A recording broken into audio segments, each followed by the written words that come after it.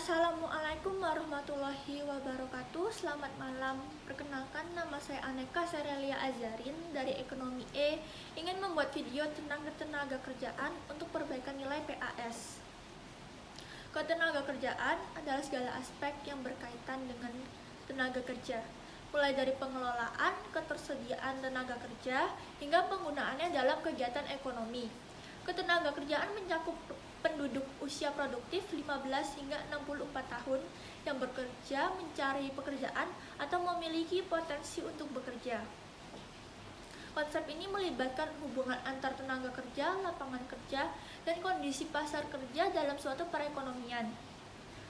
Unsur penting ketenaga kerjaan. Yang pertama, tenaga kerja merupakan penduduk yang mampu melakukan pekerjaan untuk menghasilkan barang atau jasa. Tenaga kerja terbagi menjadi tenaga kerja terampil atau yang memiliki keterampilan khusus, tenaga kerja tidak terampil atau tidak memiliki keahlian khusus. Yang kedua, angkatan kerja. Penduduk usia kerja 15 hingga 64 tahun yang aktif bekerja atau mencari pekerjaan. Angkatan kerja mencakup pekerja penuh waktu, paruh waktu, dan pengangguran yang masih aktif mencari kerja. Yang ketiga, bukan angkatan kerja. Penduduk usia kerja yang tidak terlibat dalam kegiatan ekonomi seperti pelajar, ibu rumah tangga, dan pensiunan. Yang keempat, lapangan kerja. Kesempatan atau tempat bagi tenaga untuk bekerja, baik di sektor formal atau perusahaan pabrik maupun sektor informal atau usaha kecil pedagang kaki lima. Peran ketenaga kerjaan dalam ekonomi.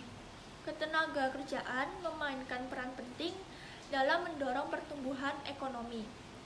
Dengan lebih banyak orang yang bekerja, tingkat produksi barang dan jasa meningkat, sehingga pendapatan nasional bertambah.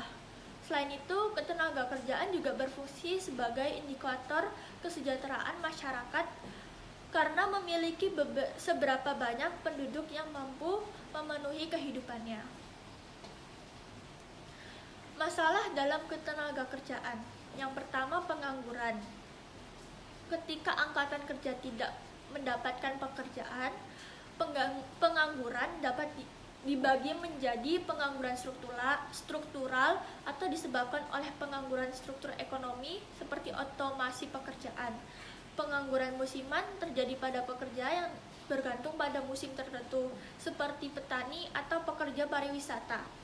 Pengangguran friksional terjadi karena proses transisi mencari pekerjaan baru.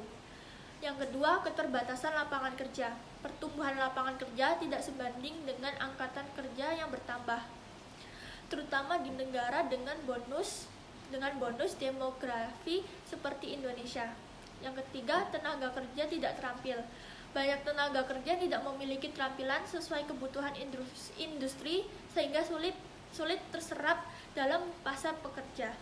Indikator ketenagaan kerjaan. 1. Tingkat partisipasi angkatan kerja atau TPAK, presentasi penduduk usia kerja yang masuk ke angkatan kerja. Yang kedua, tingkat pengangguran terbuka atau TPT, presentasi angkatan kerja yang tidak bekerja namun aktif mencari pekerjaan. Kebijakan dan solusi masalah ketenaga kerjaan.